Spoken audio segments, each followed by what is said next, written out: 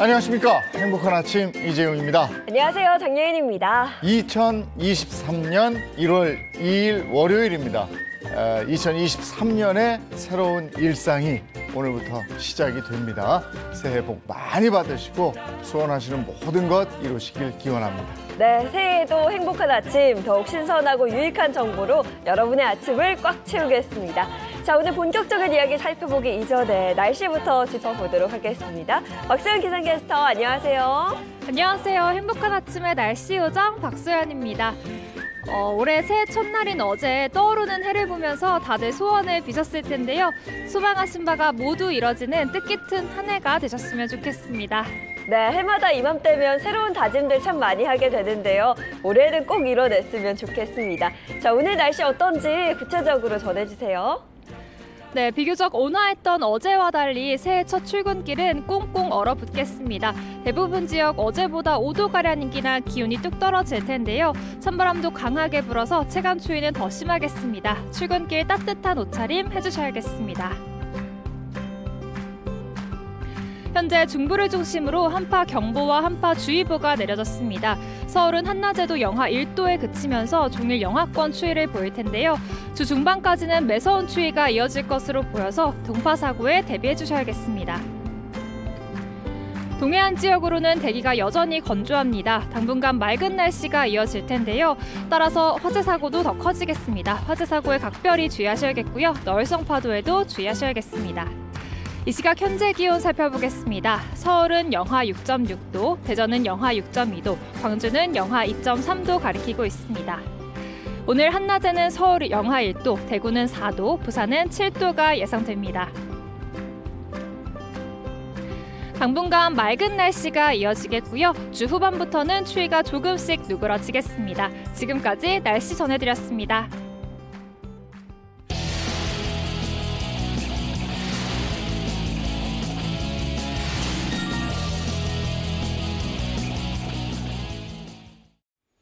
네, 화제 이슈를 발빠르게 전해드리는 모닝 브리핑 순서입니다. 허주연 변호사와 함께합니다. 어서 오세요. 안녕하세요. 네, 첫 번째 이슈부터 전해주시죠. 네, 첫 번째 이슈 기초연금 수급 자격 완화입니다. 기초연금 수급자의 소득 수준 기준이 올해 큰 폭으로 상향 조정될 예정입니다. 그러니까 같은 소득 수준이라고 하더라도요, 작년에 받지 못했던 분들이 올해는 받게 될 수도 있다는 건데요.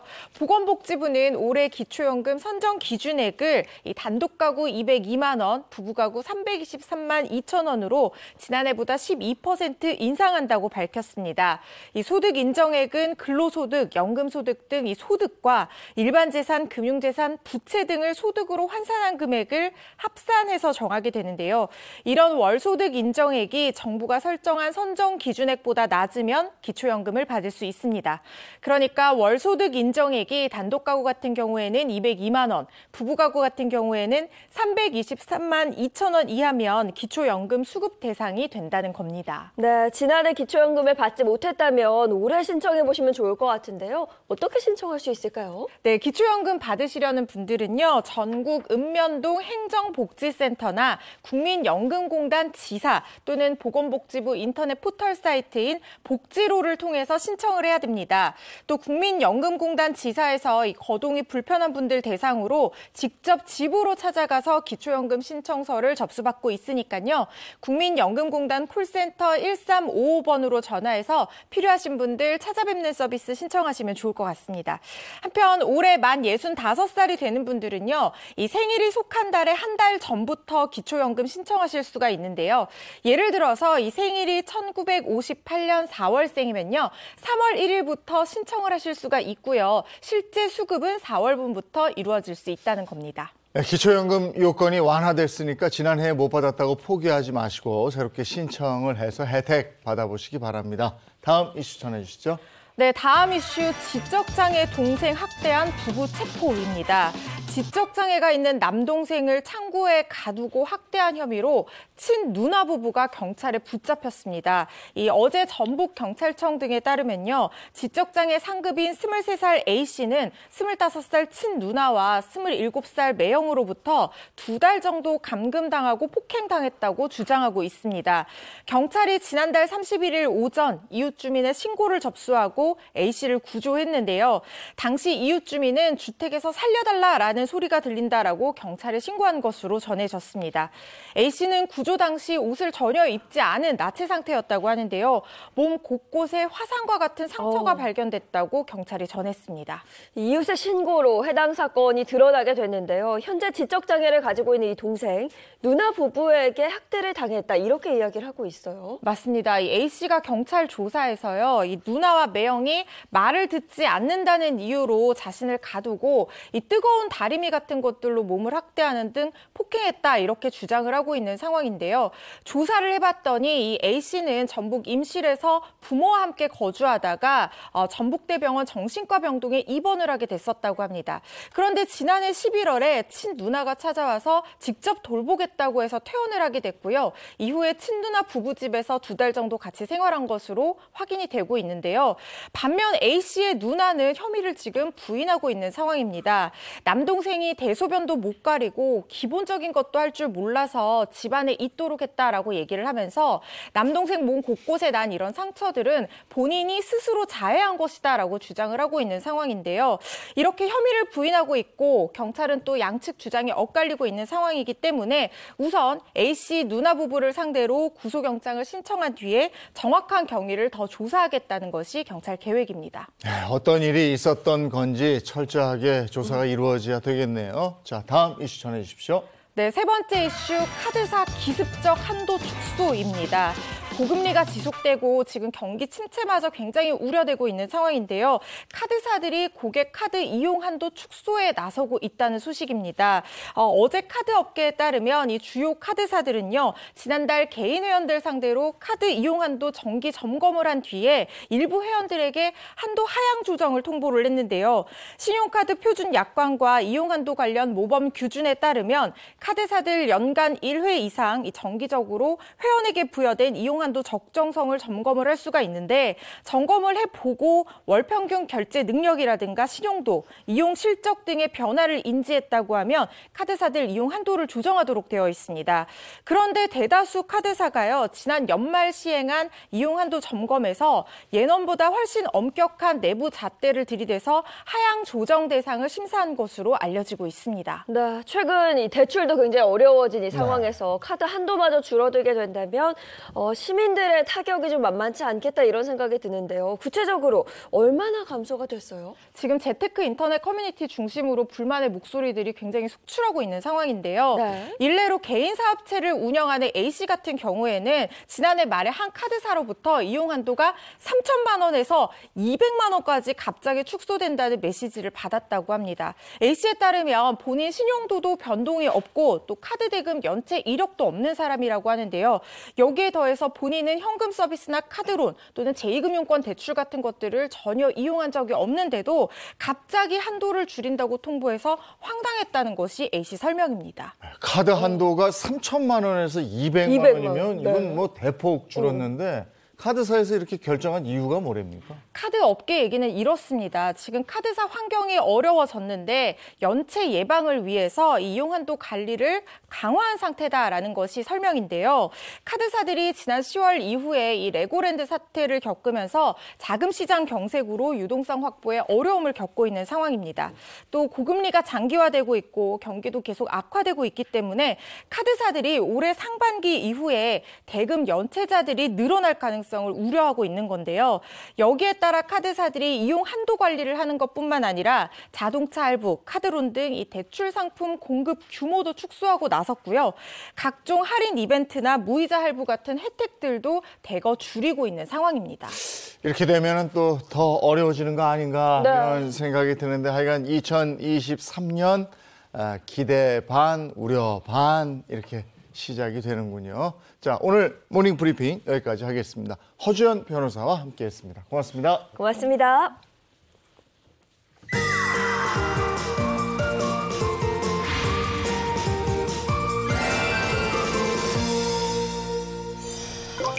네, 올 한 해 여러 가지 소망을 비우셨을 텐데 그중에서 가장 으뜸은 역시 건강 아니겠습니까? 그렇죠. 건강하면 그 개그에도 나오는데 소고기 사 먹겠지 뭐 이런 거 있잖아요. 이맘때면 좀 먹게 되는 것 같아요. 갈비 드시는 분들도 많고 네. 곰탕 한번 끓이시는 분들도 많은데 늘 걱정이 이 소고기 값이 만만치 맞아요. 않아서 이 가게 부담 때문에 좀 걱정입니다. 그래서 저희가 이 든든한 소고기를 좀 저렴하게 사 드실 수 있는 방법을 알려드리겠습니다. 다녀오죠. 드디어 2023년 새해가 밝았습니다. 올해도 맛있는 음식이 가득한 한 해가 되기를 바라면서 맛과 영양이 듬뿍 담긴 소고기로 든든하게 건강을 채울 준비 되셨나요? 보기만 해도 기분 좋은 소고기, 새해에도 고기 앞으로! 하지만 국내산 소고기 가격은 늘 부담되기 일쑤. 가격 부담 없이 부드러운 소고기를 원한다면 이번에도 육즙이 팡팡 터지는데 최고입니다, 최고. 더욱 경제적으로 고소한 소고기를 즐기는 방법이 있습니다. 2023년 개묘년 육으로 기분 좋은 한 해 보내는 법 알아볼게요. 경상북도 청도, 최근 소고기를 즐기게 됐다는 한 가족을 찾았습니다. 올해 초등학교 입학을 앞둔 비아는 한동안 편식 습관이 있어 부모님의 속을 썩였다고요. 원래 저희 아이가 고기를 별로 잘 안 먹는 친구였는데 좋은 고기를 귀신같이 알고 먹기 시작했어요.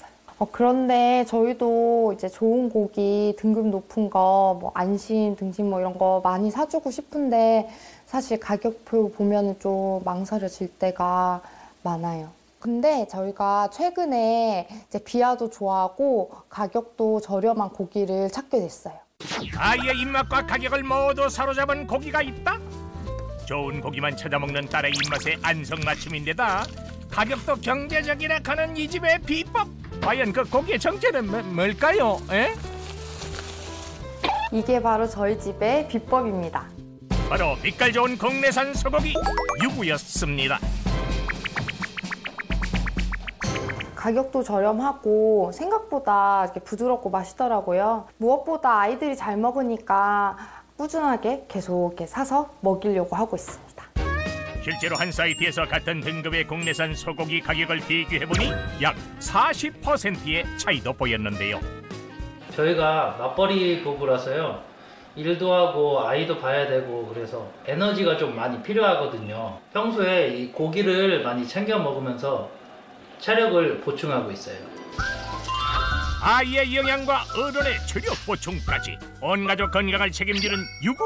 오늘은 비아 아빠가 요리사를 자처했습니다. 육으로 만든 커틀렛인데요. 물론 돼지고기로 해도 맛있지만 이 육으로 만들면은 더 감칠맛도 풍부하고 더 부드러움도 느낄 수 있을 거예요. 지방이 적고 담백한 맛의 유구는 커틀릿으로 활용할 경우 기름진 맛을 덜어줘 풍미를 살릴 수 있다는데요. 이게 바로 육으로 만든 수제 커틀릿입니다. 이번엔 채소와 함께 먹을 수 있는 찹스테이크인데요. 재료들을 알맞은 크기로 손질한 후 미리 썰어둔 야채를 먼저 볶아주는데요. 포인트는 채소를 익힌 후 고기를 굽는 것. 소고기가 채소보다 빨리 익기 때문에 두 재료의 아삭한 식감을 위해서라고요.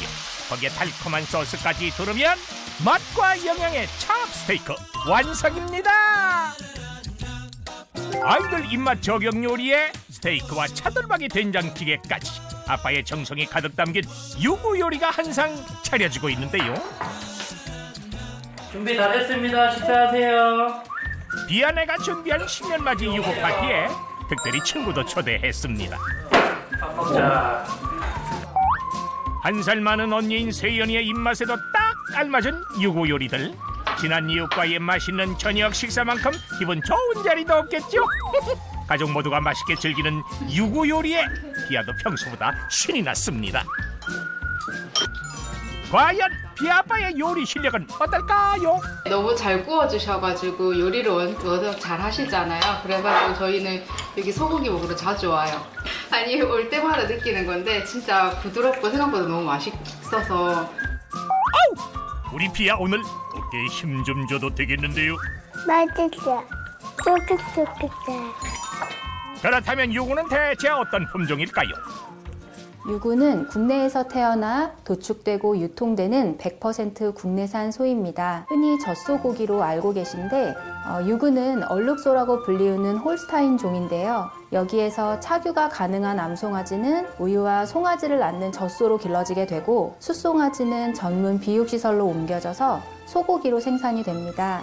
여기서 유구는 바로 이 숫송아지를 말하는 것입니다. 게다가 유구의 짧은 사육기간 덕분에 구매 가격도 낮아지는 것.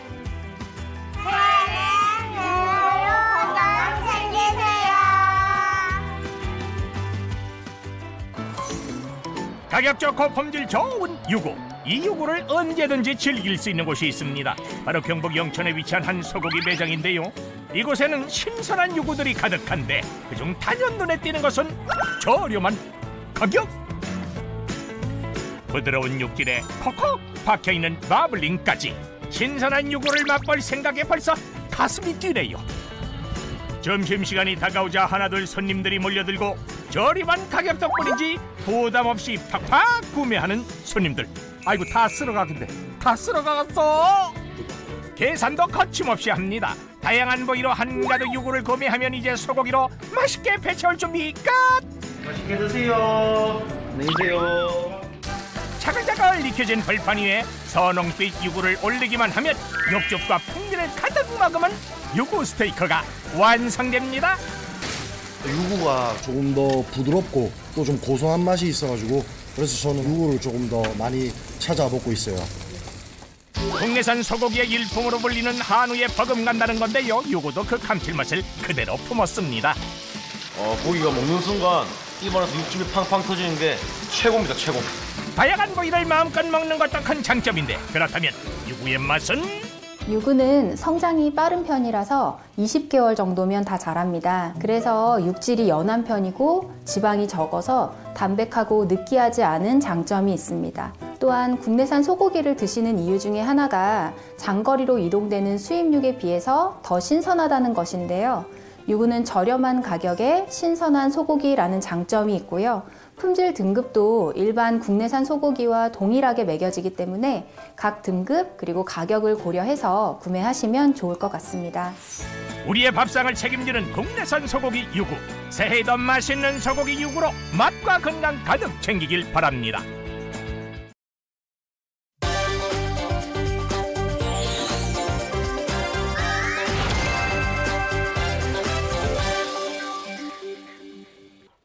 네, 이번에 자동차 관련 얘기 나눠보겠습니다. 방송인 박수림 씨 그리고 안건우 기자 함께합니다. 어서 오세요. 안녕하세요. 네, 반갑습니다. 또 함께해 주실 이인철 변호사, 허주연 변호사 소개합니다. 어서 오세요. 안녕하세요. 네, 오늘 준비한 차 소식 어떤 거예요? 네, 최근 온라인을 뜨겁게 달군 영상들 준비했습니다. 차차차 핫클릭인데요. 첫 번째 영상입니다. 욱해서 이것 꺼낸 운전자들입니다. 아이, 또 꺼냈구만. 또. 네, 순간적으로 연장 꺼냈구만. 도로를 위해서 욱해서 연장을 꺼내시는 분들이 적지가 않습니다. 그 기상천외한 물건들 함께 보시죠. 네. 블랙박스 운전자 잘 가고 있죠. 옆 차선으로 들어가려고 하다가 이 길이 아닌가 봐. 다시 들어옵니다. 그런데 뒷차 저렇게 빠르게 지나갑니다. 아까 앞질러 간 차주 어디까지 갔을까요? 일단 여기 서 있는데 갑자기 저 앞에서 앞질러 간 차주가 내려요. 내려서 뭔가 화가 나서 오죠. 이거 너희들 나와봐 막 이렇게 시비가 붙습니다. 급기야. 그런데 차 운전자가 들어가서 뭔가를 꺼냅니다. 뭔가 꺼내는데 따가워. 뭐가 따가워요 이게 바로 전기 3단봉이죠. 전기 충격기였습니다. 전기 충격기? 네가 왜 거기서 나와? 그러게 말입니다. 그럼 왜 차에서 전기 충격기가 왜 나오지? 아니, 끼어들기 때문에 불만 품었던 차주가 차에서 전기 충격기 꺼내서 그걸로 폭행을 했다고요? 네, 3번 이렇게 찔렀어요. 어머, 이거 완전 폭행이네요, 진짜.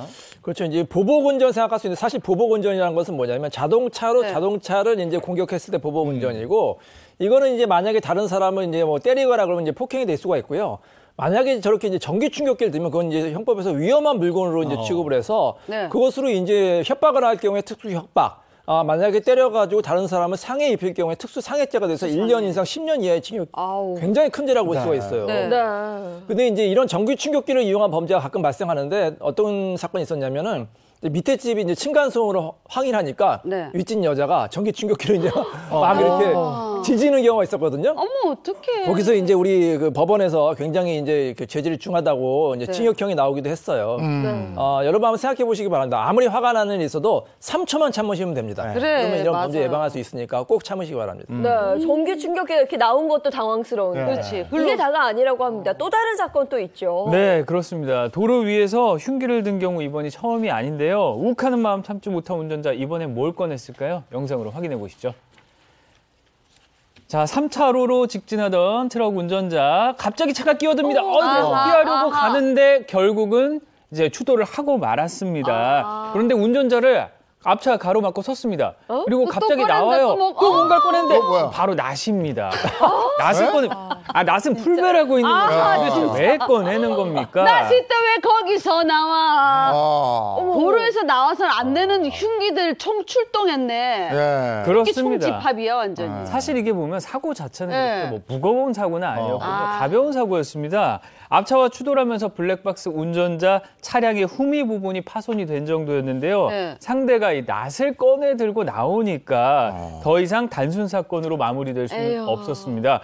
블랙박스 운전자는 해당 내용을 경찰서에 교통과에 진술을 했고요. 네. 경찰을 통해서 가해 운전자가 특수 협박죄 혐의로 송치될 예정이라고 전해들었다고 합니다. 아니 저런 상황에서 차에서 낫 들고 이렇게 나와봐요. 이거는 완전히 공포 영화예요. 그렇죠. 이거 어떻게 처벌됩니까? 엄하게 처벌받아야죠. 이렇게 뭐 무서운 물건 이런 거 들고 나오는 순간 더 이상 사고의 경중이나 뭐 과실비위 이런 것들과는 별개로 이런 행위를 한 사람들 형사처벌을 받게 되는데요. 위험한 물건 들고 협박했기 때문에 특수협박죄에 해당하고요. 7년 이하의 징역이나 1,000만 원 이하 벌금형에 처해질 수 있는 중범죄가 되고 맙니다. 또 낫으로 차량을 만약에 부수었다. 그런 경우에는 특수손괴죄에 해당할 수 있어요. 5년 이하 징역이나 1,000만 원 이하 벌금에 처해질 수가 있는데 가끔씩 저렇게 보복 운전하는 것도 모자라서 이 분노를 참지 못하고 뭔가 위험한 물건 이렇게 들고 협박하고 폭행하고 이런 경우 있는데요. 그 순간 형사처벌 대상이 된다는 점 꼭 명심하시기 바랍니다. 네. 만약에 그 상대방 차가 앞차가 저렇게 낫을 들거나 흉기를 들고 나한테 찾아온다. 그럼 여러분이 만약에 뒷차다 그럼 어떻게 하시겠어요? 공포예요, 저거는. 그냥 얼어붙을 미안합니다. 죄송합니다 해야 되는 거 아니에요? 절대로 차 밖에 나가시면 안 됩니다. 그래. 나가셔가지고 같이 싸움할 경우에 쌍방 폭행이 되거든요. 절대로 차 문에서 나가지 마시고 차 안에서 이제 사진 찍고 신고해야 빨리 경찰에 신고해서 기다리시기 바랍니다. 아니 저 그것도 웃겨요. 뭐? 낫 들고 댐볐는데 내가 가서 이렇게 제 앞에서 때렸다고 왜 쌍방폭행이야? 그래 그렇죠. 난 나무하기 위해서. 정말 그런 거 이해가 안 가요. 내가 죽을 뻔했는데 낫 들고 댐볐는데. 그러니까요. 그 안 죽었어서 잘하셨어요. 칭찬해 줘야 되나? 그러니까 그게 문제. 자, 알겠습니다. 운전하다 보면 사람이 진짜 야수가 되는 경우가 있는 것 같아요. 욱할 때 왜들 있죠. 그러는지 모르겠어요. 자, 다음 영상은요. 이번에는 이제 운전하다가 깜빡깜빡하는 경우입니다. 네. 교통사고 내놓고 기억이 안 난다고요입니다. 도로에서 교통사고를 낸 운전자가 바람처럼 아주 연기처럼 감쪽같이 사라져놓고 나중에 보니까 내가 누구 여긴 어디 기억이 안 난다고 하는 사연입니다. 영상으로 확인해 보시죠. 자, 앞차를 주목해 주세요. 가다가 자 갑자기 끼어들기를 해요. 그리고 갑자기 급정거를 해버립니다. 그대로 추돌을 해버리는데요. 자, 저 사고 운전자 그대로 가버리고 사라져버렸어요. 어머머. 수습하지 않고 그냥 사라졌습니다. 앞에 저 차가 급 브레이크를 밟았으니까 당연히 추돌하죠. 네. 근데 그냥 가? 그러면 안 되잖아요. 튕겨져서 나간 건 아니고 그냥 가는 거예요? 네, 저렇게 갑니다. 뺑소니죠? 그래서 블랙박스 운전자도 당황을 했다고 해요. 앞차를 추격을 하려고 했는데 이미 이제 앞차 들이받았으니까 냉각수가 떨어지는 바람에 쫓아가지는 못하고 경찰서에서 사고를 접수를 했다고 합니다. 네네. 신고 접수 6시간 뒤에 마침내 도주한 앞차 차주와 연락이 닿았는데요. 차주가 사고 당시에 저혈당 쇼크가 왔다. 사고에 대한 기억이 없다.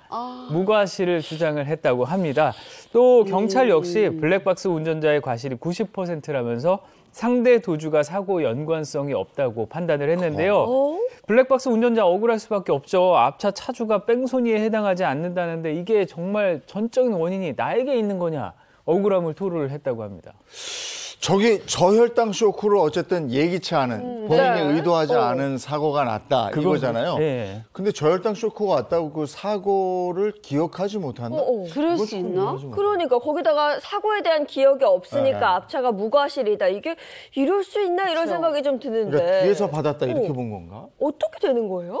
근데 이거 한번 따져봐야 될 것 같아요. 여러분이 만약에 잠을 자고 있는데 옆에 있는 배우자를 발로 차가지고 배우자가 침대에 떨어졌다. 그러면 그게 원칙적으로 다른 사람을 차면 그 폭행이나 상해죄가 되잖아요. 처벌할 수 있을까요? 그게 이제 미워서 그렇게 찼는지 아무리 아니면 잠결이라도 평소에 감정이지 않아요. 미워서 정말 감정이 있었다면 처벌하겠지만 정말 내가 이제 만취상 예를 들어서 이제 수면 상태라든지 아니면 정말 쇼크 상태에 와서 전혀 인지 능력이 없었다. 그럴 경우에 형법에 처벌이 어려워요. 고의가 없잖아요. 만약에 운전자가 정말로 저혈성 뭐 쇼크가 온다든지 어떤 뭐 갑자기 기억을 잃었다, 의식을 잃었다 그런 사람 어떻게 처벌하겠습니까? 그렇죠. 다만 이걸 이제 거짓말하는 경우가 있거든요. 그렇죠. 기억이 나는데 이제 빠져나가려고 하는 경우에 당연히 처벌이 되고 뭐 뺑소니로 처벌될 수 있는데 정말로 이제 이 사람이 질병 때문에 그랬다 그러면 처벌이 어려울 수도 있습니다. 아이고. 그리고 우리가 하도 뉴스 같은 데서 뭘 잘못한 사람들 뭘 물어보면 기억이 나지 않습니다. 네, 이게 하도 많아가지고. 맞아요. 야, 이게 진짜 기억이 나지 않는 건지 일단 의심이 간단 말이에요. 예, 다음 영상은. 네, 끝으로 소개해드릴 영상 역시 훈훈한 새해 아침 훈훈하게 해드릴 영상입니다. 창문 깨고 박수 받은 사람들입니다. 왜 박수를 받을 수밖에 없었을까요? 영상으로 확인해 보시죠. 자, 앞차를 주목해 주세요. 가다가 갑자기 고속도로 1차로 주행하다가 저렇게 가드레일을 들이받아 버립니다. 속도가 줄어들죠. 도로에 완전히 멈춰 서게 됩니다. 당연히 버스 뒤에 오던 버스 운전자와 또 승객들 그냥 지나갈 수가 없었죠. 내려서 의식을 잃고 쓰러져 있는 모습 발견합니다. 운전자가. 그리고 바로 한 승객이 잠깐 기다려 소화기를 들고 나옵니다. 유리창이 깨지지 않으니까 저걸로 유리를 깨고 운전자의 가슴을 두드리고 몸을 흔들어 깨우고 결국 승객들의 구조 덕에 다행히 운전자 의식을 찾을 수 있었습니다. 의식을 찾았다니까 박수. 네, 의식 찾았습니다. 그 승객들도 진짜 박수 받을 만한 그런 행동을 한 거예요. 정말 잘했어요. 아니, 근데 정말 저 상황에서 망설임 없이 일사불란하게 움직였잖아요. 도대체 저분들은 누구세요? 어디서 나타난 거지? 이 승객들 정체 한 고속버스 회사 운영회사의 직원들이라고 합니다. 전세 버스를 타고 이동을 하다가 이 사고를 목격을 했고요. 황급히 운전자 구조에 나섰습니다. 마침 고속도로를 순찰하고 있던 도로공사 순찰 차량이 구조 운전자를 싣고 병원으로 이송을 했고요. 덕분에 다행이다. 소중한 생명을 구할 수 있었습니다. 이번 사고가 고속도로에서 벌어졌잖아요. 만약 저 사고 차량이 오랫동안 저기에 멈춰 서 있었다면 그게 더 아찔한 상황이잖아요. 승객들의 발빠른 대처로 추가 피해가 발생하지 않았고요. 고속도로에 진입한 다른 차량들 역시 배려심이 넘쳤습니다. 사고 수습하는 동안 기다려주거나 서행했다는 사실이 알려지면서 아주 훈훈한 분위기를 연출을 했습니다. 감동적입니다. 사고를 그냥 지나치지 않고 다 내일처럼 나서준 거잖아요. 당연하죠. 이 시대의 진정한 영웅이 아닐까 싶습니다. 어벤져스야. 네, 오늘 준비한 자동차 관련 소식은 여기까지고요. 이번에는 우리 주변에서 일어나는 사건, 사고를 법의 관점으로 풀어보겠습니다. 오늘 첫 번째 소식은요? 네, 그 법이 알고 싶다 주제입니다. 네. 남편 1명에 아내가 2명. 아내 대역을 세워서 이혼한 남자. 아내 대역을 세워서 이혼한 남자. 이거 어떻게 된 일일까요? 자, 이해를 돕기 위해서 실제 사건을 꽁트로 재구성해봤습니다. 이혼 위기에 놓인 아내와 남편의 역할은 저와 이재영 님이 하고 저랑 똑같은 대역 역할은 쉽지 않은데 장예인 씨가 맡겠습니다. 사연 속으로 고고! 언제부터였을까요? 저는 남편의 마음이 점점 저에게서 떠나간다는 게 느껴졌습니다. 남편은 저만 보면 시비를 걸고 싸우기를 반복했죠. 마치 제 입에서 먼저 이혼 얘기가 나오길 바라는 것처럼 말이죠. 여보, 어제 새해 소원은 뭐 빌었어? 당연히 빌었지. 올해는 벼락 맞게 해달라고 빌었지. 돈벼락. 당신은 뭐 빌었어? 내 새해 소원은 말이야. 당신하고 이혼하라. 제발 부탁인데 올해는 나하고 좀 헤어져 줘라. 어쩐지 그동안 묘하게 내 성질을 건드리더라. 이혼하고 싶어서 그랬구나. 그래. 나랑 헤어지고 어떤 여자를 만나려고 그런 건지 모르겠지만 난 절대 이혼 못해. 아니, 안 해. 그래? 에? 그렇게 나온다 이거지? 내가 당신 없으면 이혼 못하는 줄 알아? 두고 보자고.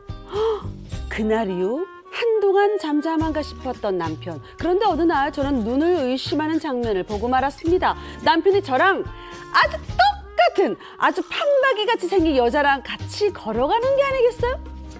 여보, 당신 옆에 그 여자 누구야?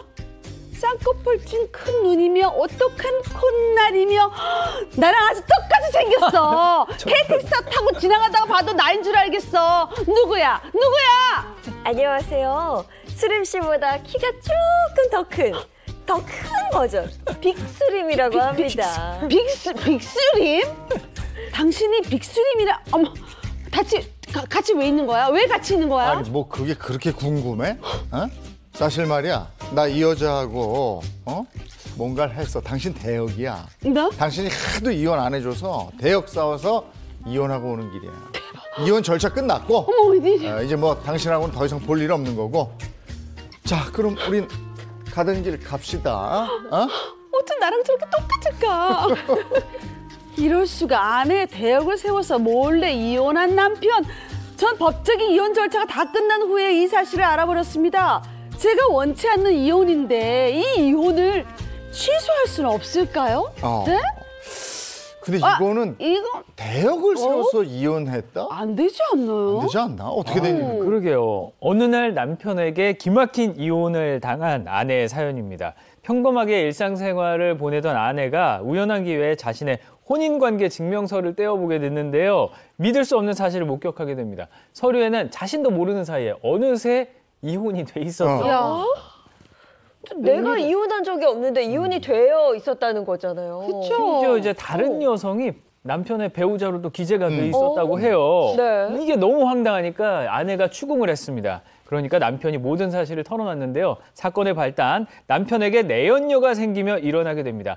아내와 헤어지고 내연녀와 다시 결혼하고 싶었던 남편인데 아내는 법적으로 이혼 사유가 될 만한 행동을 하지 않았습니다. 협의 이혼을 제기해도 아내가 강력하게 거부할 것이 불보듯 뻔하니까 남편이 한 가지 방법을 떠올렸습니다. 그게 바로 아내 몰래 아내와 닮은 여성 A씨를 대역으로 세워서 몰래 이혼을 하는 겁니다. 대역 배우는 들어봤어도 대역 아내는 또 처음 들어보네. 아니 이혼하려고 대역 아내를 썼다? 야 이게 어떻게 이런 생각을 하게 됐을까? 아니 근데 아무리 아내하고 닮은 사람이라고 해도 그게 금방 들키지 않아. 안 될 텐데. 마스크를 여기까지 쓰고 모자 눌렀었나? 그러게요. 이게 코로나 그럼 폐인가요? 헷갈리겠네. 정말. 네. 이번 사건의 대역 정말 뭐 마스크도 썼는지 또 연기를 얼마나 잘했는지 전혀 들키질 않았습니다. 네. 남편은 부부가 서로 합의해서 이혼을 하는 협의 이혼을 신청했는데요. 이때 필요한 서류나 아내의 도장, 신분증 이런 자료는 남편이 마련을 했고요. 법원 출석은 대역이 대신 했습니다. 이야. 물론 이 사실을 뒤늦게 알게 된 아내 분노했고요. 남편 고소했고 또 이혼을 없던 일로 해달라며 이혼 취소 소송을 제기했습니다. 그럼요. 아니 근데 이걸 법원도 속인 거니까 이 법원에서 가만히 있지 않을 것 같은데 그러게. 이게 어떻게 됐나 궁금해요.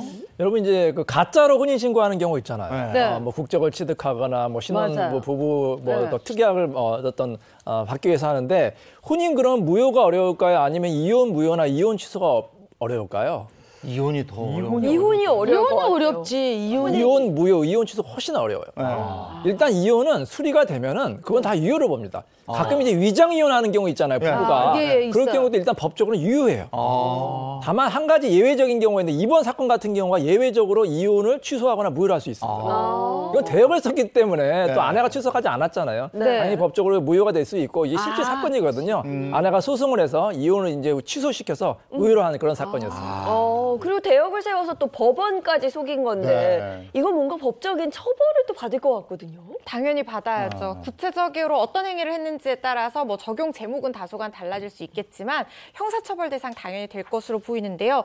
만약에 뭐 아내의 신분증이나 기타 서류 같은 거 다 위조했다 또는 뭐 아내의 신분증 같은 것도 제시했다 이러면 처벌을 받는데 만약에 신분증 위조했다 뭐 이렇게 되면 공문서 위조, 관련 서류 위조하면 사무소 위조 제시했다고 하면은 행사죄에 해당을 할 수가 있습니다.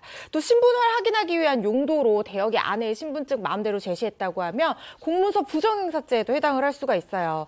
그리고 또 이렇게 협의 이혼하고 신고하고 막 이런 절차에서 관련 기관들이 있잖아요. 거짓말로 이 기관들을 속인 거예요. 그래서 위계에 의한 공무집행 방해죄에도 해당을 할 수가 있을 걸로 판단이 되는데 대역을 선 여자도 아마 당연히 이걸 모르지 않았을 것 같거든요. 다 알고 공모를 했다고 하면 공범으로 같이 처벌받게 될 수 있습니다. 근데 저는 궁금한 게 남편이 아내 몰래 이혼을 하고 내연녀랑 혼인신고를 했잖아요. 근데 그 전 아내와 이혼한 건 다시 없던 일로 됐어.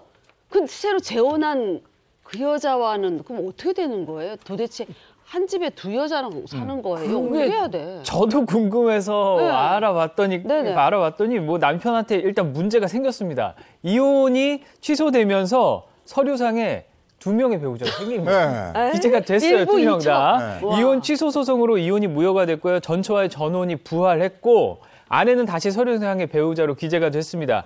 하지만 서류상의 내연녀와의 혼인도 인정이 돼 있죠. 법적으로 남편 1명에 2명의 배우자가 동시에 서류에 올라가는 황당한 일이 생기고 만 거죠. 와, 남편 1명에 2명의 아내로 이렇게 기재가 된 거예요. 현실적으로는 굉장히 많은 문제들이 연달아 발생하지 않을까 싶은데. 그렇죠. 한 지붕 두 가족도 아니고 지금 아내가 2명이 생겼단 말이에요. 솔로몬 왕을 좀 초대를 해야겠네. 솔로몬은 지혜가 필요한데 누가 진짜 아내인 거예요? 일단 둘 다 배우자예요. 일단은 둘 다 법률상 배우자로 인정을 받습니다. 아시다시피 사실은 우리나라가 원칙적으로는 중혼을 금지하는 국가예요. 네. 그렇지만 배우자가 있는 사람이 다시 혼인하지 못하는 상황 속에서도 이런 예외적인 상황이 발생을 할 수가 있는데요. 예를 들어서 이혼을 하고 재혼을 했는데 뭐 이혼이 무효된다든가 취소되는 그런 경우, 또는 뭐 실종 선고를 받았는데 그래서 실종 선고 받고 자기는 재혼을 했는데요. 남아있는 배우자가. 그런데 그 실종 선고한 배우자가 살아서 돌아온 거예요. 이럴 경우에는 이 중혼 상태가 일응 유지가 되게 되는데요. 먼저 두 혼인을 전혼, 앞에 한 혼인을 전혼, 뒤에 한 혼인을 후혼 이렇게 나눠봤을 때 전혼의 아내는 이혼을 요구를 할 수가 있게 되는 거고 후혼의 아내는 이 혼인을 취소해달라 이렇게 요구를 할 수가 있게 되는 건데요. 이런 법적인 이혼이나 혼인 취소 절차가 다 마무리가 되기 전까지 일단 두 사람 다 법률상 배우자로 두 법률은 다 유효한 것이 됩니다. 그래서 법률상 부부로서 권리 당연히 가질 수가 있어요. 뭐 상속권도 그렇고요. 부부로서의 권리나 의무 모두 행사할 수 있게 되는 겁니다. 와, 놀랍네요. 일단 법적으로는 두 사람 다 아내로 인정은 받은 거예요. 네. 그런데 이 사건에 놀라운 점이 또 하나 네. 있는데 이렇게 어렵게 이혼을 한 아내가 네. 또다시 이혼 소송을 걸었다. 네. 또 이혼 소송을? 이게 사실 실제로 제가 예전에 진행한 사건이거든요. 이제 아내 측을 이제 대리해서 소송을 했는데 그래서 이제 아내분한테 제가 여쭤봤어요. 다시 이혼 소송을 하겠다는 겁니다. 네. 아니 그러면 왜 어렵게 이혼 취소 무효했어요? 그냥 어차피 이혼 그 서류상 이혼이 된 거 그대로 계시면 이혼인데 했더니 그분이 뭐라고 하는지 아세요? 제가 그분 말 듣고 정말 망치로 머리를 꽉 맞은 것 같은 그런 느낌을 받았거든요. 어떻게? 변호사님, 그게 정의에 맞는 거예요. 어머. 제가 왜 이혼을 당합니까? 이혼해도 제가 하는 겁니다. 그 잘못된 걸 바로 잡아야죠. 법조인이 일반인한테 배웠습니다. 제가. 맞습니다. 해가지고 정말로 그분 말이 맞거든요. 그래서 다시 이혼 소송을 해가지고 남편한테 위자료도 받을 수 있는 그런 사건이었습니다. 제가 크게 배운 사건이었습니다. 야, 근데 아무리 배우자로서 권리가 인정된다 해도 어떻게 1남편 2배우자 이 상태로 살 수 있어요? 맞아. 문제가 많이 생기지 않을까 살다 보면? 그러니까 빨리 정리를 해야 되고 네. 이렇게 가짜로 이혼하고 그러면 안 되는 거예요. 네. 원칙적으로 뭐 법률상으로야 두 개의 혼인이 어쨌든 유효한 상태를 유지를 하게 되겠지만 남편 한 명에 배우자 2명 당연히 문제점 많이 발생하지 않겠어요? 더 심각한 거는 여기서 아이까지 출생을 하게 된다고 하면 이거는 진짜 문제가 복잡하게 꼬이는 거거든요. 이렇게 배우자 몰래 이혼을 가짜 이혼을 하려다가 뭐 들키고 이런 일이 가끔 발생하기도 한다고 하는데 그런데 이제 뭐 다른 여성 만나고 혼인신고까지 하고 이랬다가 원래 부인 이거 모르겠어요? 당연히 이거 가짜 이혼이다. 나는 이혼할 의사가 없었다. 이렇게 하면서 법적 절차를 밟게 되겠죠. 그러니까 이거는 어차피 시간이 지나면은 다 드러나는 일이거든요. 그래서 이렇게 허위로 이혼하고 이런 일 절대 없어야겠습니다. 네, 이번 사건도 뭔가 대역을 세워서 문제가 된 거잖아요. 네. 근데 대역을 세운 황당한 범죄가 또 있었다고. 아이고. 이번엔 남편 대역입니다. 아유. 아내 대역이 아니라 남편을 닮은 사람을 내세워서 범죄에 악용한 사건인데요. 지난 2020년에 한 60대 아내가 남편을 닮은 대역을 이용을 해서 11억 원이라는 거액의 대출을 받아서 실형을 선고받은 사건이었습니다.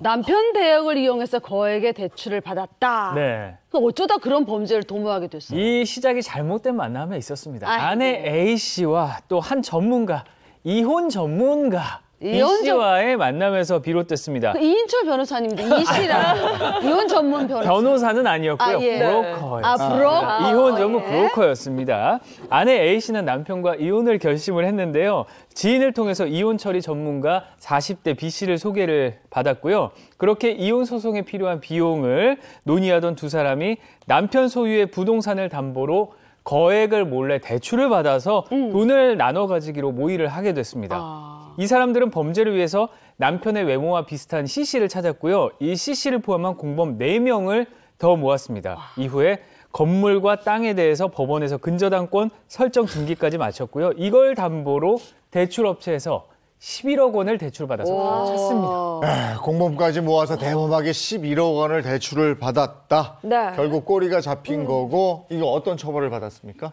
무거운 처벌을 받았습니다. 이혼 처리 전문가라고는 하지만 결국에 말이 좋아서 전문가지 사기꾼인 거잖아요. 그렇죠. 아내보다 더 중한 처벌을 받았는데요. 일단 이 사람들 범행 과정 정말 대담했어요. A 씨의 남편 명의로 이 근저당권 설정에 필요한 위임장까지도 가짜로 만들었고요. 그리고 남편 대역이었던 C 씨가 여기에 지장까지 찍는 그런 혐의까지도 위조한 혐의까지도 추가가 됐는데 이 사기꾼 이 B 씨는요. 특정 경제범죄 가중처벌 등에 관한 법률 위반 그러니까 사기 혐의로 재판에 넘겨져서 징역 4년형 선고를 받았고요. 아내는 징역 2년형을 선고를 받았습니다. 또 남편 대행을 했던 50대 C씨, 또 나머지 공범 4명도요. 각각 징역 1년 6개월의 실형을 선고를 받았습니다. 그러니까 범인들은 대역을 내세운 이 범죄를 좀 가볍게 여긴 것 같아요. 근데 이 범죄를 저지르면 좀 더 중하게 처벌을 받을 것 같은 생각이 들거든요. 법조항에는 뭐 대역을 써서 더 중하게 처벌한다 이런 규정은 없지만 실제로 실무에서는 양형에서 굉장히 죄질이 나쁘다고 봐요. 뭐 증거를 위조한 것만큼 나쁘게 보거든요. 네. 그러니까 범죄를 대신할 수 있지만 처벌은 대신 처벌받을 수는 없거든요. 교도소는 직접 본인이 가야 되는 거니까. 그렇죠. 맞네. 절대로 대역을 그러네. 쓰지 마시기 바랍니다. 이거는 언젠간 걸리게 돼 있는 행위예요. 네. 예. 오늘 그것이 알고 싶다. 그 법이 알고 싶다. 여기까지 하겠습니다. 고맙습니다. 고맙습니다.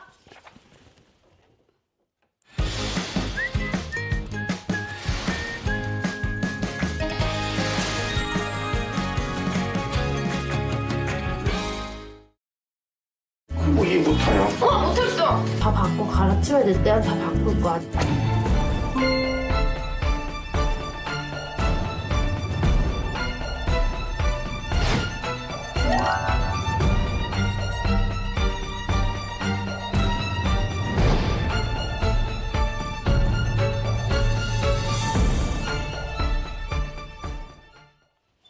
이번에 살면서 겪게 되는 모든 고민을 속 시원하게 해결해 드리겠습니다. 용한 상담소 이호선 전문가와 함께합니다. 어서 오세요. 안녕하세요. 반갑습니다. 네, 반갑습니다. 자, 오늘 사연은 MZ세대 며느리와 관련된 사연입니다. 자기 주장 강하고 할 말 다 하는 MZ세대 며느리도 시댁과 관련해서 고민을 가지고 있다고 하는데요. 어떤 고민인지 그 말 못할 고민을 저희가 실제 사연을 바탕으로 각색해봤습니다. 영상 함께 보시죠.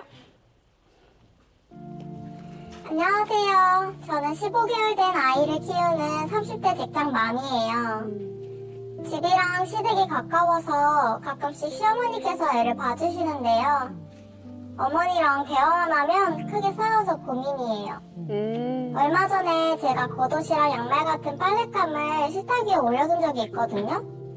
그런데 어머니가 양말을 집으시더니 애미야, 이게 뭐냐? 물으시는 거예요. 그래서 제가 세탁기에 빨려고 내놓았는데 놓을 자리가 없어서 잠시 올려둔 거예요 라고 말씀드렸어요. 그런데 어머니가 내가 그걸 몰라서 묻니? 왜 사람 밥 먹는 밥상에 이런 게 올라와 있냐고 하면서 화를 내시는 거예요. 어머니는 너는 맞는 말만 하면 네 어머니 고치겠습니다 하면 되는데 죄송하다고 하는 법이 없다고 하시더라고요. 그러면서 저랑은 말이 안 통한다고 그냥 휙 집에 가셨어요. 이런 일이 한두 번이 아니에요. 언제는 냉장고가 청소가 안 돼서 또 언제는 현관문이 더럽다고 혼을 내셨는데 그럴 때마다 네 어머님 죄송합니다 라고 말해야 끝난대요. 그런데 제가 왜 죄송하지도 않은 일에 사과해야 하는지 모르겠어요.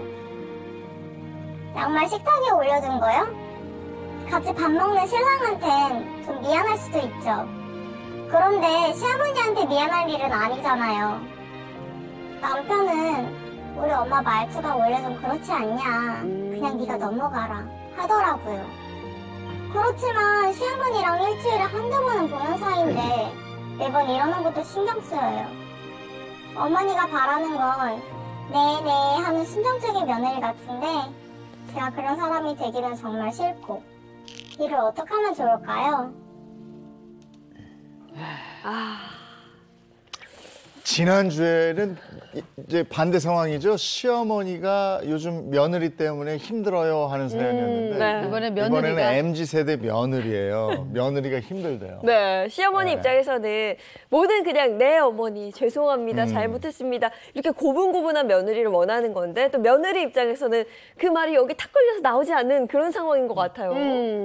쉽지 않습니다. 네. 쉽지 않아요. 더군다나 우리가 어떤 면을 생각해 보면 식탁에 양말이 이렇게 생각해 보면 그렇죠. 이건 좀 문제가 있지 않나 싶지만 그걸 두고 너는 왜 항상 고분고분하지 않냐 이런 얘기를 듣는다면 이 역시 만만치 않은 이야기다. 근데 지금 얘기를 들어보니 사실 이 집은 어머니가 시어머니 오셔서 아이를 뭐 하루에 한 일주일에 뭐 한두 번 정도 오셔서 봐주시고 뭐 이런 걸 보면 상부상조를 원래 생각하고 있었던 것 같아요. 근데 이제 이게 상부상조가 까딱 잘못하면 상분하고 서로를 생존하지 못하게 하는 이런 상황이 생겨날 수 있는데 분명한 건 우리가 지금은 시모는 시모대로 화가 나고 며느리는 며느리대로 화가 나 있는 것 같아요. 그런데 며느리 판단이 내 시어머니는 순종적인 며느리를 원하는 것 같다라고 전제를 하고 있거든요. 과연 그러한 것인지 아니면 또 다른 이유가 있는 것인지 하나씩 좀 풀어가 봐야 될 것 같습니다. 전 사연에 나온 그 시어머니 그 입장이 조금 이해가 되는 게 식탁에 이렇게 양말이 올려져 있어. 그러면 왜 이렇게 올려져 있냐? 그러면 어머니 죄송합니다 하면 끝나. 게임 끝이야. 네. 근데 양말을 올려놓은 이유가요. 세탁기에 들어가는 그 중에 잠깐만 올려놓고요. 제가 다른 일을 하고 있었어요. 막 구구절절 변명을 들어놓으니까 난 바른 말을 하면 좀 이해 알겠습니다. 고분고분 들어가야 되는데 왜 자꾸 변명이 늘어놓느냐. 이렇게 말이 나올 수밖에 없는 거예요. 이게 이제 어떤 상황이 기폭제가 되는 경우가 있어요. 맞아. 그동안 쌓였던 거야, 서로. 그러다가 그 양말 한 켤레가 터진 거지. 식탁 위에 올라가 있는 그걸 계기로 이게 터져버린 거예요. 그러니까. 딱 걸렸어. MZ세대 며느리 입장에서는 아까 그랬잖아요. 내가 왜 잘못하지 않은 거에 대해서 죄송하다고 해야 되는지 모르겠다. 이게 기싸움을 하는 게 아니라 정말 그냥 진심으로 이해가 안 가는 것 같긴 해요. 이해가 안 되니까 사과를 못 하겠는 거죠. 그러니까 진짜 모를 수 있다? 진짜 모르는 거죠. 저도 제 딸하고 따져보면 기성세대, MZ세대 되잖아요. 그러면 엄마 요즘 그렇게 말 안 해. 엄마 요즘 그렇게 옷 안 입어. 엄마 그렇게 요즘 춤 안 춰. 막 이러거든요. 그럼 말이 그러냐 넘어가면 되는데 우리 세대는 그런 거 아니야. 어디서 막 말 떼고 하고 막 이렇게 되면 싸우게 되잖아요. 그럼요. 그 기성세대하고 MZ세대하고 이렇게 부딪힐 수밖에 없는 것 같아요. 이제 보통 우리가 MZ세대 이렇게 많이 얘기하는데 결국은 2030 세대를 우리가 통칭 우리가 MZ세대 이렇게 이야기를 할 수 있고 기성세대라고 한다면 40, 60대 그 이상의 세대를 우리가 통칭 기성세대다 이렇게 이야기를 하는데요. 되게 MZ세대가 보통 결혼관계 안에 들어왔을 때 어른들과의 관계에서 가장 많이 하는 얘기가 뭐냐? 나는 의견을 제시했는데 상대는 이걸 말대꾸라고 얘기하더라. 이런 얘기 정말 많이 하고요. 또 한 가지는 되게 기성세대가 우리에게 요청하는 답은 뭐냐? 답정 너. 답은 정해져 있으니 너는 대답만 해라. 이렇게 두 가지를 주로 강조를 많이 해요. 그러니까 답답하다는 얘기고 일방적이라는 얘기라고 들을 수 있습니다. 상대적으로 기성세대가 볼 때 이 MZ세대는 어떤 특징을 가지고 있는가? 첫 번째, 어른을 무시하고요. 어른이 어떤 얘기를 했을 때 이걸 수긍하는 것이 아니라 때로는 본인들의 잘못이 있을 때조차도 잘못을 인정하지 않는다. 그래서 어른에 대한 무시와 곧 잘못에 대해서 인정하지 않는 바, 이 두 가지를 이 기성세대가 많이 MZ세대에 대한 불만으로 꼽고 있더라고요. 근데 우리가 가만 생각해 보면 엄마하고 딸, 아버지하고 아들 사이에도 흔히 말하는 세대 차이가 나죠. 그리고 당연히 뭐 사위나 며느리와 같은 또 다른 새 식구들이 들어왔을 때 가족 간 문화 갈등뿐만 아니라 세대 간의 차이가 분명히 나긴 할 텐데 네. 그 이야기들을 가만 들여다보면 이 세상에 세대 차이 없는 역사, 인류 역사는 없었고요. 또 가족 간의 갈등이 솔직히 뭐 내부만의 문제가 아니라 외부에서도 늘 갈등이 있었던 거였는데 지금 세대가 가지고 있는 이런 특성들을 보면 몇 가지 특징이 보인단 말이에요. 하나, 네. 서로 간의 세대 간 말투가 좀 다른 것 같아요. 그렇죠. 요즘은 맞아요. 말투가 좀 다르고 두 번째로는 서로에 대한 설명해야 되는 맥락, 곧 설명되지 않은 맥락들이 굉장히 많아서 서로에게 오해를 부추기는 바가 있는 것 같고 마지막 세 번째는 내가 기존에 알고 있던 다른 세대에 대한 편견이 여기에 훅 들어와서 세계가 같이 섞이면서 사실상 거대한 강물을 만들어내는 것 같아요. 그래서 우리가 지금은 어쩌면 20세기에서 21세기로 넘어간 지 20년이 넘어갔지만 문화적인 전이는 아직 진행 중이다. 곧 지금은 엄밀히 말하자면 각 세대 간의 갈등에 대해서도 얘기하지만 동시에 우리가 과도기라는 점도 조금 기억을 해야 될 것 같습니다. 네. 네, 그게 예전에도 있었거든요. 네. 이게 뭐라 저 부당하게 뭘 얘기를 해도 우리 때는 그냥 네 알겠습니다 일단 하고 그렇죠. 그 다음에 지난 다음에 어느 적절한 시기에 그렇죠. 그걸 분위기 이제 좋을 얘기하는 때. 거예요. 네. 맞아요. 근데 거기서 토 닮으면 바로 맞았거든. 그렇게 했었는데 네. 자 한번 솔루션 보자고요. 순종적인 며느리를 원하는 시어머니인데 첫 번째. 시어머니만의 민감 버튼을 찾아라. 아, 민감한 부분을 찾아라. 우리가 살아가면서 다 알고 있는 얘기가 있는데 결국 뭐냐? 모든 고부관계는 역시 모든 인간관계다. 라는 얘기하고 우리가 항상 들었던 얘기로 알고 계시죠? 그런데 인간관계에서 우리가 가장 편안하게 대상과 조우할 수 있는 방법 중에 하나는 뭐냐? 이 사람은 누구든지 어떤 상황에서든 인류는 다 안심 버튼이 있고요. 민감 버튼이 있어요. 네네. 그 마음에. 그래서 우리가 민감 버튼을 누르게 되면 이 사람은 민감하게 반응하게 되고 안심 버튼을 누르게 되면 이 사람은 안심하는 반응을 하게 되는 거거든요. 그러면 이 시점에 우리가 먼저 생각해야 되고 먼저 구분을 해야 될 게 있습니다. 이 시어머니는 며느리 입장에서 볼 때 원래 성정이 365일 분노에 가득 차 있는 시어머니인가 아니면 특정한 상황에 반응하는 특정한 상황에 분노하는 이런 특성을 가지고 있는 사람인가를 먼저 살펴봐야 돼요. 흔히 특성, 곧 성격적으로 계속 분노하는 사람도 우리가 특성 분노라고 부르고요. 어떤 특정한 상황에 반응하는 분노를 우리가 상태 분노라고 불러요. 이 시어머니는 특성 분노, 곧 성격적으로 분노를 잘하는 사람일까요? 아니면 특정한 상황에 분노를 하는 사람일까요? 네. 이걸 먼저 며느리가 좀 살펴봐야 될 것 같고요. 이 시어머니, 이 며느리 얘기만 들어보면 깐예신이거든요. 깐깐하고 예민하고 신경질적이란 말이에요.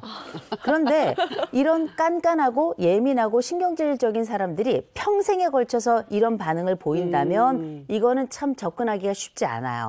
그런데 상태 분노, 곧 특정한 상황에 이러한 반응을 보인다면 이 부분은 충분히 조정이 가능합니다. 왜냐? 그때만 민감 버튼이 눌러지는 거거든요. 그래서 우리가 이 어머니가 가지고 있는 이런 특성이 며느리가 볼 때는 늘 그런 것이다라고 생각이 될 수도 있겠습니다만 어떤 부분에 내 시어머니는 민감한가? 상태 분노의 특성이 있다면 그 부분을 먼저 면밀하게 관찰하셔서 이 부분에 대한 버튼을 다른 방식, 곧 안심 버튼으로 전환하는 거 아주 효과적이겠죠. 네. 생각해보면 사람마다 그 민감 버튼이 하나씩 있는 것 같긴 해요. 저희 남편은 굉장히 순하고 착한데 제가 옷을 좀 쌓아두거든요. 어느 날 그걸 보더니 민감 버튼이 탁 눌리면서 한번 탁 폭발하는 걸 제가 봤어요. 그래. 무섭더라고요. 네. 그래서 잘 하고 있어요, 지금? 바뀌었죠. 안 될 것 같은데. 근데 사연 속의 시어머니는 식탁 위에 양말이 올려져 있는 걸로 말씀하셨잖아요. 그런 거 보면 청결에 대해서 조금 민감하신 게 없지 않아 있을 것 같아요. 저는 그거 전적으로 동의하는데요. 네. 지금 우리가 전체 그 이야기, 그 생활 속에다 들어가 볼 수는 없지만 이 사연에 나타난 몇 가지 사건들이 있었는데 그 시어머니가 민감하게 반응했던 세 가지 사건이 나오더라고요. 보니까 하나는 뭐냐면 식탁 위에 양말이 올라가 있을 때 하나 있었고요. 두 번째로는 냉장고 청소가 있었어요. 냉장고 청소 안 돼 있을 때. 세 번째가 현관이 더러웠을 때.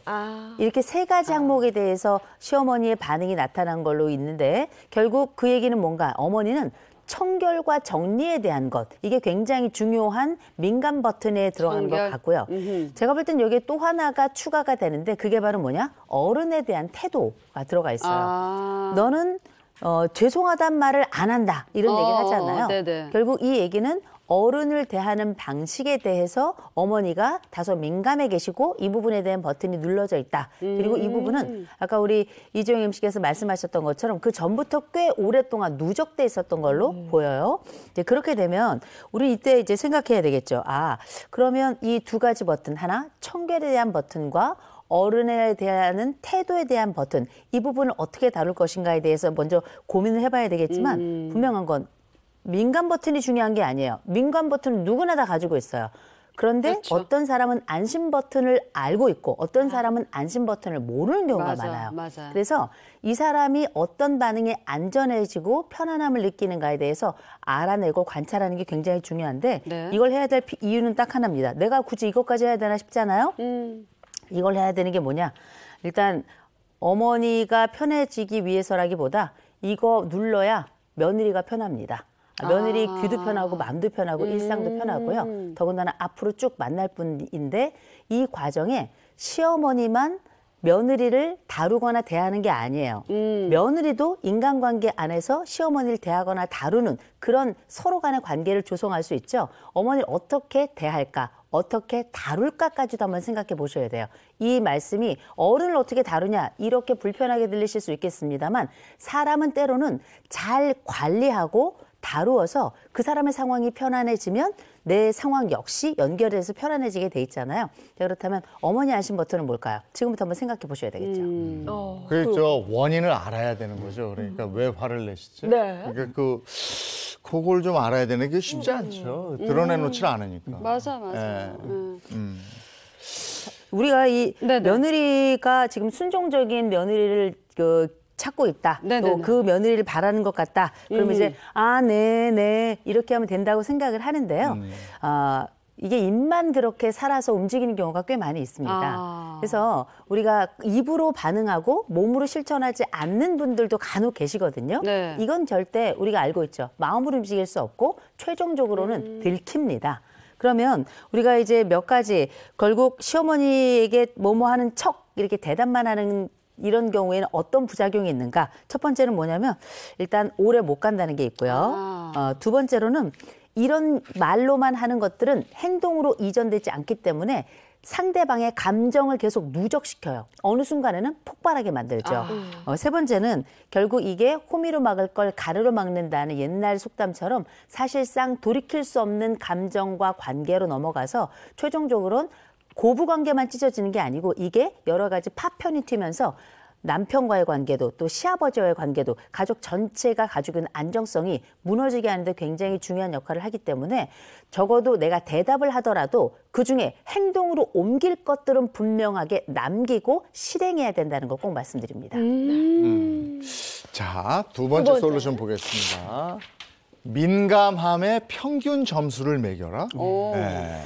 우리가 사람마다 참 예민한 사람이 있고 더 예민한 사람이 있고 징그럽게 예민한 사람이 있죠. 네. 이렇게 민감도가 높아지면 높아질수록 그 사람과의 관계 방식은 어려워질 뿐만 아니라 장기적인 관계에 있어서는 고민이 될 수밖에 없어요.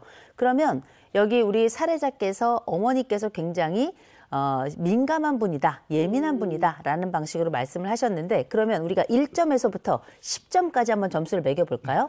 가장 민감한 걸 우리가 10점이라고 쳐보자고요. 네. 그러면 가장 둔감하거나 평온한 상태를 1점이라고 우리가 가정한다면 어머니는 민감도가 몇 점 정도 될까요? 꽤 높지 않을까 그쵸. 싶은데요. 8점 그렇죠. 며느리가 볼 땐 10일 겁니다. 네. 그렇죠? 왜냐하면 늘 고통은 주관적이고 상대방의 나에게 주는 그 타격은 훨씬 그러네. 더 크다고 느끼니까요. 맞아요. 네. 그런데 경우에 따라서 우리가 이 점수를 어느 정도까지 내려오길 원하느냐 한다면 내가 원하는 점수가 있죠. 뭐 3점이면 견디겠어요. 네. 아니 뭐 4점이면 견디겠어요. 이 정도 얘기가 되려면 한 번에 이게 이루어지긴 어렵겠죠. 역으로 10점에서 9점으로 내려가기 무엇이 필요할까? 9점에서 8점 내려가기 위해서 무엇이 필요할까? 그렇죠. 이런 것들 각각의 항목들을 나누어서 쪼개어서 하나씩 낮추는 방법을 사용하는 게 사실은 가장 현명한 방법이기도 하고 그 대상에게도 안정감을 주는 방법이기도 하고 특별히 나와의 관계에서 신뢰를 확보하는 방법이기도 한데 그러기 위해서는 제일 먼저 점수를 매겨보고요. 그 점수가 민감도 쪽이 너무 높다면 아주 너무 높아서 견딜 수가 없다. 그렇다면 이분은 바꿀 수 있는 분이 아니라 내가 적응해 가야 돼요. 근데 만약에 민감도가 의외로 특성 분노처럼 나타나서 아주 극단적인 게 아니라 뭐 8점, 7점 이런 정도 일부분에서만 나타난다면 이 부분은 충분히 조정이 가능하고 충분히 변화를 야기할 수도 있습니다. 그러니 제일 먼저 내가 만나고 있는 내 시어머니의 민감도에 대한 점수를 전체 평균 값으로 한번 내보시길 권해드립니다. 근데 지금 특정 영역 말씀하셨잖아요. 평소에 다른 부분은 다 뭐 1점에서 2점인데 청결 부분만 8점에서 9점이다. 이러면 그 말씀 주신 평균 값이라는 게 좀 올라가는 거잖아요. 어쨌든 그 평균 점수가 높은 사람과 낮은 사람 어떤 차이가 있습니까? 일단은 평균 점수가 높은 사람들은 더 많이 예민한 사람들인 거고요. 그런데 중요한 건 뭐냐면 잠깐 예민한 사람이 있는 반면에 어떤 사람은 예민함도 높은데 동시에 고집도 센 사람들이 있어요. 그렇죠. 힘들죠. 예, 이런 분들은 이번 생에는 안 달라집니다. 근데 이분들은 다른 사람에게만 고집세고 예민한 사람이 아니다. 스스로도 달달달 자신을 볶는 사람들이에요. 그래서 그 사람이 다른 사람만 힘들게 한다 생각하지 마시고 이 사람은 스스로에게 자기 지옥을 만든다 이렇게 생각하시면 될 것 같습니다. 대신에 이런 분들하고 우리가 함께 살아가려면 적어도 인간관계의 3가지 요점을 좀 찾아보셔야 될 거예요. 하나는 뭐냐? 조정, 두 번째가 타협, 세 번째가 감정선점 이렇게 3가지거든요. 하나는 내가 바뀌는 방법이 있고요. 두 번째로는 중간 지점을 찾는 방법이 있고 세 번째로는 아예 엄살을 떠는 방법이 있어요. 이렇게 예민한 분들 앞에서는 뭔가를 달라지긴 해야 되겠는데 그 달라짐에 대한 요청이 너무 많거나 너무 크거나 할 때는 오히려 넉살을 떠는 게 더 좋습니다. 넉살이 있는 게. 그래서 이를테면 아까 우리 식탁 위에 양말이 올라갔잖아요. 그럴 때는 예를 들어서 뭐 어머니 제가 이렇게 뭐 세탁기 넣으려고 그랬는데 이런 게 아니라 어머니 저 미쳤나 봐요. 아예 그냥. 저는 도대체 왜 안 고치는 사람이 안 고쳤을까요? 도대체 저는 어떻게 해야 될까요, 어머니? 이런 식으로 아예 대놓고 들어가 보면 어머니는 첫째 기가 막힐 거고요. 두 번째 웃음이 터질 거고요. 세 번째로는 같이 논의를 시작하려고 하고 며느리의 읍소를 그냥 얄미움이나 미움으로 대체하는 것이 아니라 약간의 귀여움으로 선회할 수도 있는 거거든요. 그래서 방법은 여러 가지가 있을 수 있지만 분명한 건 어머니 민감도가 너무 높다? 그럴 때에는 사실은 그 사람에 대한 조정이 아니라 내 조정이 필요하고요. 약간 낮다 싶을 때는 타협점을 찾아야 될 거고 그게 아니라 어느 정도 조금 더 괜찮은 지점을 찾아가는데 이 부분에 들어갈 지점이 있다. 그럴 땐 감정 선점을 통해서 오히려 나를 확 낮추어 버려서 상대가 내게 깊이 들어올 수 있도록 하는 방법도 괜찮을 겁니다. 그리고 며느리였을 때하고 시어머니였을 때 태도가 바뀌는 것 같아요. 그러니까 시집살이 굉장히 심하게 당했던 그런 분들도 나는 시어머니 되면 절대 저렇게 하지 말아야지 했는데 막상 시어머니 되면 며느리한테 막 잔소리하고 있어. 냉장고는 이렇게 정리하는 것이 아니다. 현관은 이렇게 하는 것이 아니다. 계속. 근데 그게 간섭이라기보다는 내가 살아오면서 터득한 어떻게 보면 생활 지침이다. 올바른 생활 지침이다. 이렇게 생각하시는 분들도 계시는 것 같아요. 그러니까요. 근데 옛말에도 방금 말씀 주신 그 얘기 딱 있잖아요. 시집살이를 많이 당한 사람일수록 나중에 며느리를 더 힘들게 한다. 그렇죠. 이 심리는 대체 뭘까요? 이건 배운 거죠. 자기도 모르게. 미움이라고 하는 건 굉장히 깊은 감정이에요. 그리고 이 미움은 늘 곱씹습니다. 근데 곱씹을 때 감정만 곱씹을까요? 상황도 곱씹어요.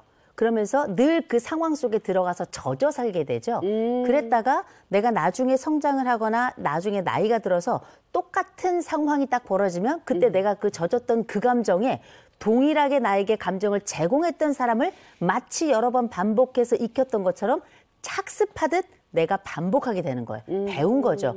깊이 감정적으로나 행동적으로나 배웠기 때문에 배운 그대로 하는 건데 다만 이게 의식적으로 배우는 게 아니에요. 더 무서운 건 무의식적으로 배우기 때문입니다. 그리고 이런 무의식적인 배움이 상대방에게 내가 시어머니가 돼서 전달할 땐 그때 내 며느리 시절의 감정이 새카맣게 생각이 나지 않아요. 놀라울 정도로. 왜냐? 이게 무의식 속에 있어서 의식 위로 올라오지 못하기 때문입니다. 그러니 이럴 때는 제3자의 객관적 평가와 조언이 굉장히 중요하겠죠. 세 번째 솔루션 보겠습니다. 남편을 통해 적정선을 찾아라. 아이고 남편 등장했어. 남편 등장했어요. 언제 나오나 했어요 남편. 네. 그게 적정선 찾기가 이게 만만치 않을 거예요. 만만치 않죠. 그러나 찾기가 그래도 수월한 정보를 제공할 수 있는 사람이 바로 남편이에요. 왜냐? 제일 먼저 어머니가 이렇게 청결에 민감했다면 그 아들도 어렸을 때 등짝 애지간히 맞았을 겁니다. 왜냐하면 깔끔한 어머니 밑에서 성장하는데 깔끔한 어머니는 대개 단순히 환경만 깔끔하게 요청하는 게 아니에요. 성격도 깔끔해서 어떤 것들에 대한 완성도도 높은 것을 요청하는데 그 밑에서 이 아들이 성장한 겁니다. 그래서 어머니가 어느 수준을 요청하는지 너무나 잘 알고 있어요.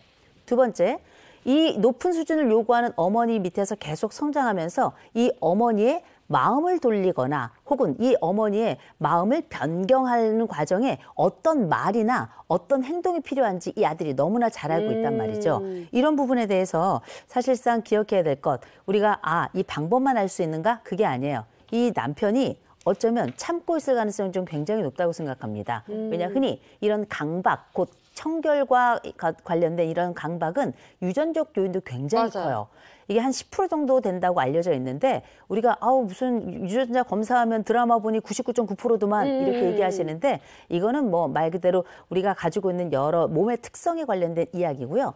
이 성격의 특성이라고 할 수 있는 민감도에 대한 이 강박은 약 10%라도 굉장히 높은 수준입니다. 그래서 우리가 남편도 사실 예민하지만 어쩜 아내를 살짝 견뎌주고 있다라는 거 이것도 생각해야 될 것 같고요.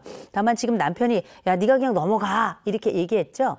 남편이 이렇게 어머니를 쭉 보고 자랐고 또 사실은 감추고 있는 감정도 일부 있는데 그냥 넘어가라 이렇게 얘기한 건 아마 전 그 안에 3가지 요청 중에 하나를 고르라고 얘기하는 것 같습니다. 하나가 뭐냐? 첫 번째, 어머니 말투에 상처받지 말아라. 두 번째로는 어머니는 시간이 지나면 풀린다. 세 번째로는 어머니를 변경하느니 당신이 변해라. 이 3가지 중에 하나를 요청하는 게 아닌가 싶습니다. 진짜 사연 속의 남편이 진짜 대수롭지 않게 우리 엄마 원래 말투가 그래. 그냥 네가 그냥 넘어가 이렇게 얘기했을 때는 고부 갈등이 돼서 남편이 그렇게 심각하게 생각하지 않나 하고 서운했을 텐데 엄마를 제일 잘 아는 사람이 아들이잖아요. 네. 맞아요. 그렇게 해서 말을 그렇게 할 수도 있겠네요. 아들은 엄마의 평균값을 아는 아주 정확하게 아는 사람이죠. 남편, 그렇죠. 시아버지만큼이나 어머니의 민감도의 평균값을 아는 사람이라 이럴 때 이를 낮추고 이를 높일 때 어떤 말이 작용을 하거나 어떤 행동이 작용을 했는지 잘 알 거예요. 네. 물어보세요.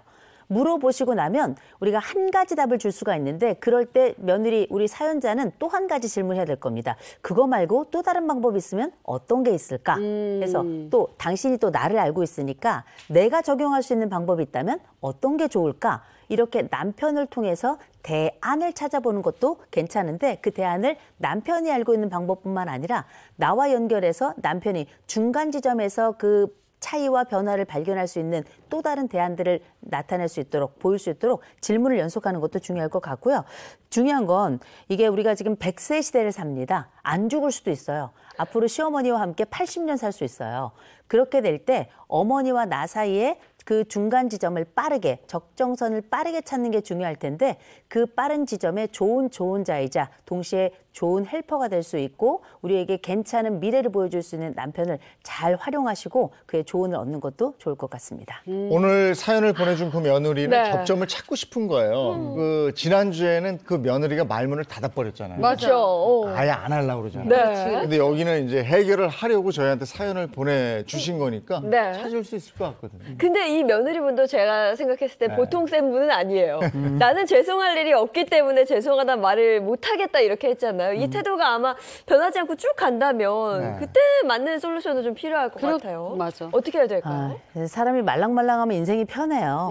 맞아. 근데 이제 단단하고 경직돼 있으면 인생이 좀 어렵긴 한데 젊은 시절엔 단단할 수밖에 없고요. 말랑말랑하기가 어렵습니다. 근데 나이 들어도 어떤 분은 계속 경직돼 있는 경우가 있는데 일단 나의 말랑성에 대해서 유연성에 대해서 한번 좀 살펴볼 필요가 있을 것 같고요. 다만 분명한 건 너무 무지막지하거나 너무 무례한 사람은 아무리 어른이라도 저는 대우해서는 안 된다고 생각합니다. 그리고 그런 경우에는 가능한 피하세요. 그러나 그게 아니라 접점의 여지가 있다면 꼭 발견하시길 권합니다. 요즘 MZ세대가 더 죄송합니다 이런 얘기 안 하나? 어머니 저 미쳤나 봐요. 어머니 이래야 된다니까 좀 바보스럽게 하는 것도 괜찮아요. 서로 그러니까 좀 말랑해져야 되는 거예요. 네, 그러나 분명한 건 모든 갈등은 반드시 결론에 도달합니다. 네. 그 과정에 조금 더 지혜를 발휘하시고 분석력을 발휘하시길 권해드립니다. 네. 유용한 상담소 여기까지 하겠습니다. 고맙습니다. 고맙습니다. 여느 날과 같은 하루의 시작인데 오늘은 그 의미가 확실히 다르죠. 그렇죠. 뭔가 새로운 시작, 이맘때쯤 다짐 많이 하시는데요. 지금의 마음을 잊지 않고 한 해 끝까지 원하는 바 다 이뤄내셨으면 좋겠습니다. 오늘도 활기찬 하루 보내시고요. 저희는 내일 아침 7시 30분에 돌아오겠습니다. 행복한 아침, 행복한 하루 되십시오. 고맙습니다. 고맙습니다.